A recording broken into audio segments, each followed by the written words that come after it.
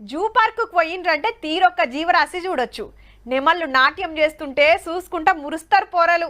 తీరొక్క పక్షులు కనబడతాయి. కోతులు, కొండెంగలు, జింకలు, జిరాఫీలు, ఏనుగులు, ఒక్కటేంది అడవి జంతువులన్నీ కనబడతాయి. ఇక పులి, సింహం వచ్చిందంటే చిన్న మురిపెం ఉండదు పోరాలది. మస్తు ఇంట్రెస్టింగ్ గా చూస్తుంటారు. ఇక ఇప్పుడు మనం చూడబోయేది ఏంటంటే ఆవు మొసల్లే మడుగుల మంచిగా షికారు చేస్తుంటే వీళ్ళు ఫోన్లల్లా షూటింగ్ చేస్తున్నారు. ఆగో మొసలి అని చూపిస్తున్నాడు బుడ్డోడు. ఒడ్డుకుండి చికెన్ ముక్కలు ఇసురుతుంటే ఎట్లా అందుకుంటున్నాయో.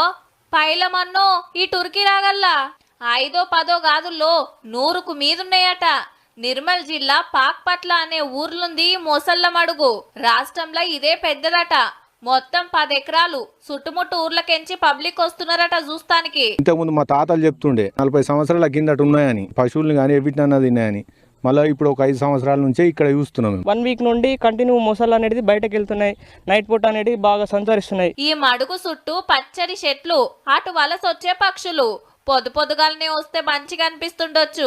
కానీ జూ పార్కుల పులో సింహము అయితే దూరం నుంచి చూసి మురుస్తాం గాని అది మొసలి ఎంత దూరంకెళ్ళి చూసినా దుర్బుడుతుంది. ఈ నడుమ తొవ్వ తప్పి ఊర్లల్లకే రాబట్టే. అటు పక్కకే శ్రీరామ్ సాగర్ ప్రాజెక్ట్ ఉండే వరకు మొసళ్లకు ఈ మడుగు మంచి అడ్డా అయిందన్నట్టు.